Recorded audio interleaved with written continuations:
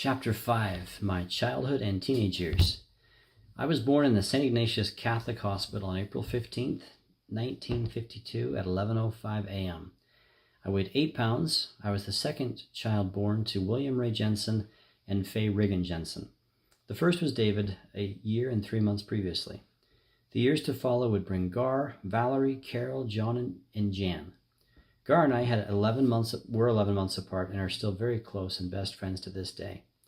Mom used to tell me that when Gar was born, and she was always needing to hold him, I would hold on her skirt and cry, wanting to be held still.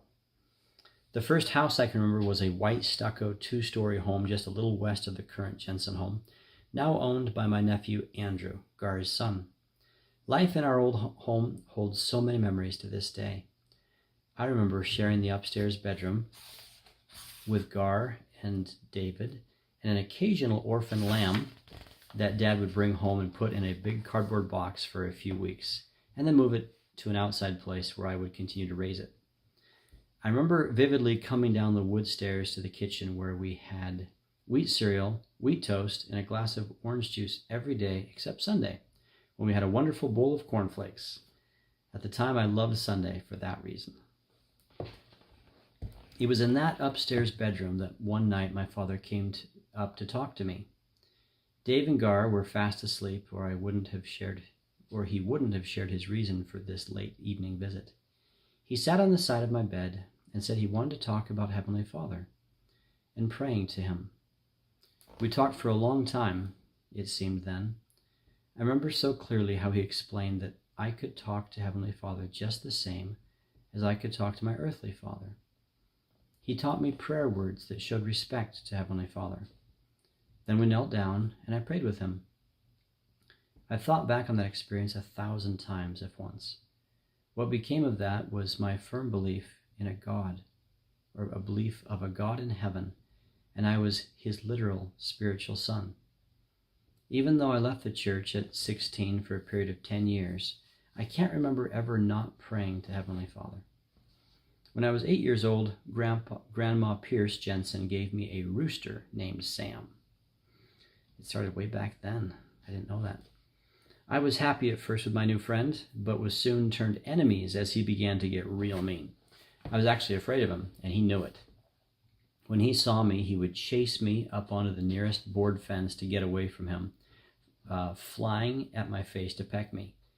He would keep me on the fence for long periods of time, or when Dad came along and to chase him off. One morning, Dad found him dead, frozen in some cow manure by the hay feeder. One of the cows had stepped on him. I must admit, he had become one of my worries in life at that time, which seemed so big. I remember being so happy that he was gone forever. I remember the day when Mom drove the car through the end wall of the garage. See the picture of the old house, which I'll get to at the end of the chapter. Dad was a bit disturbed, but he didn't make her feel bad over it. All of us kids had jobs to do, or chores as Dad called it, as soon as we were old enough to work, from scraping the manure out of the holding pen, cleaning out the bedding stalls, to feeding the calves and beef cattle. In the fall, we would comb the fields, picking up rock and throwing them in the bucket of the big cock-shut tractor, and then dumping them into the back of our 2-ton Chevy truck. Yes, Mike, Chevy. The other place, as it was called, held many memories. It was the original 160 acres that Grandpa Jensen bought when he moved the family from Pocatello, Idaho, to Montana. He worked for the railroad for many years and saved enough to buy the land. Many of the local tribal members started to sell off their land from the reservation. St. Ignatius is still part of the Flathead Indian Reservation today. The other place was just 1.5 miles north of our place. Grandpa and Grandma were snowbirds after he retired and turned everything over to my father. Grandpa was also released as branch president of the Church of Jesus Christ of Latter-day Saints. He had served in that position for 17 years. Half of the acreage was thorn trees, tall brush, and secret trails where I used to chase many a make-believe Indian. It was also the place where Dave and his friend Clifton, partner in the burning of the straw stack, had their clubhouse. Mike Humphrey, Richard McIntyre, and myself, partners in me getting shot in the head with a shotgun on Halloween, decided to disassemble the clubhouse because they wouldn't let us in their club. We got in a lot of trouble. I personally got a good licking from Dad's belts. The following is a short list of my favorite things growing up. I absolutely loved warm, late spring mornings with the sun just coming over the Mission Mountains and watching the blanket of sunshine moving ever closer to where I was in the field, changing irrigation pipes. Be with my father and brothers as we loaded hay bales into the bed of the truck and taking them from the other place to the home place. I rode on the fender of the 1956 Chevy truck with nothing but the signal light holding me from sliding off. The signal light was about 5 inches in diameter and was mounted to the top center of the fender. The cool breeze would dry the sweat from my face, and it felt so good. I loved riding my horse as he would swim out to an island at Mission Dam. I floated on top of his back, holding onto the mane. I loved evening horseback riding with my friends. We rode for miles looking for apple trees and cherry trees growing wild along the country roads. One night, we stopped at a 10-acre sweet pea patch. We all sat down and ate peas until we were nearly sick. I have many memories of riding horses with my friends to the Bishop's Ranch to camp. It was about 10 miles away, and we liked to be the first of the ward people to arrive to our annual 24th of July rodeo in celebration of Pioneer Day. After a hot day in the hayfield, Dad would take us water skiing on Mission Dam. It was always in the evening, and the water was like glass. I remember the smell of pine trees as I skied across the glass-like water in the cool of the summer evening. I remember how much I loved riding around in my 1968 Mustang after school was out for the day. I was so cool. I would make 2 loops down Main Street and out to the cemetery, then had to hurry home to milk the cows. I have fond memories of staying at Blue Bay Resort on Flathead Lake every year with the Brooks family. Trips to Spokane to visit our cousins were always some of my best memories. I played basketball by the hour on the second floor of Ray Simmons' barn that was across the road from our house. Some of my school friends that liked to play basketball would show up in the evenings. I remember installing the lights so I could play at night. I remember how excited I was when my shop teacher told me that I could make a basketball backboard for one of our required projects. It hung in that barn for years with another one I made in shop class. I have fond memories of playing church basketball. Every other week, my dad would drive us all to a game with one of the wards in Missoula. When younger, we would pretend that we were having our own rodeo.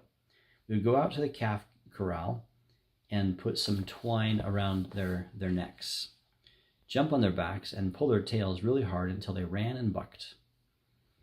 I still have a vivid memory of my sister Valerie teaching me how to dog paddle in Grandpa Jensen's pothole, as we call it. It was a good-sized pond that he filled with irrigation water each summer for storage. I built a large raft out of a piece of lumber that I found around his place. We played like pirates on many a hot summer afternoon. I loved sleeping outside at night during the summer and just looking up at the stars for hours before falling asleep. I love that too. One of my happiest memories was the Christmas morning when I opened my most hoped-for gift. I wanted this so badly, I can't even explain how much I wanted it. The morning came, and there it was. I can't possibly articulate how much I wanted this race car setup. It was my favorite Christmas growing up. I mounted the track to a full sheet of plywood and set it up in our downstairs. I played on it for hours. I wore both cars out and then bought replacement parts and eventually 2 more cars. I remember how good Thanksgiving and Christmas dinner always was. Maybe it's because we first had to go out and do our work and care for all the animals, particularly the milk and beef cattle. I remember going to our other place, as we called it. It was 120 acres, about 2 miles north of the home 80. I would feed the beef cows bales of hay from the truck, all the time thinking of the Thanksgiving or Christmas dinner that Mom was preparing. It was so good to come in from the cold and eat Mom's cooking. I remember a long trip to Nebraska with Dad. Just him and me. I was so excited to get to go and deliver the Christmas trees he and his partner cut and bundled every year. It was a big deal to drive that far and see everything going through Wyoming and Colorado. Is there anything to see in Wyoming? Okay, a whole bunch of pictures. So, first one is Dad and his friend and business partner in this venture that they did every Christmas for about 4 years. That's what we just talked about with delivering Christmas trees. Look at that huge bundle of Christmas trees. Next picture is our old stucco house with the front of the garage gone. Next picture is me in the cowboy hat, Gar, Val, and Carol on our precious Christmas swing set.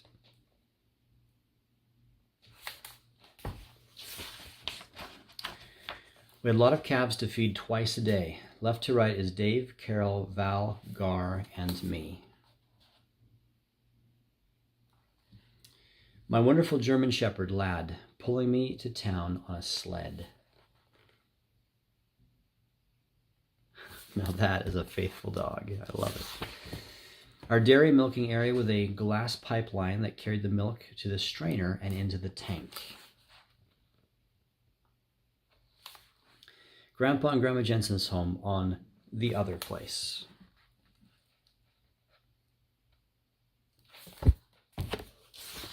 And finally, St. Ignatius, Montana. This was where I always cruised the drag in my '68 Mustang. What a beautiful place.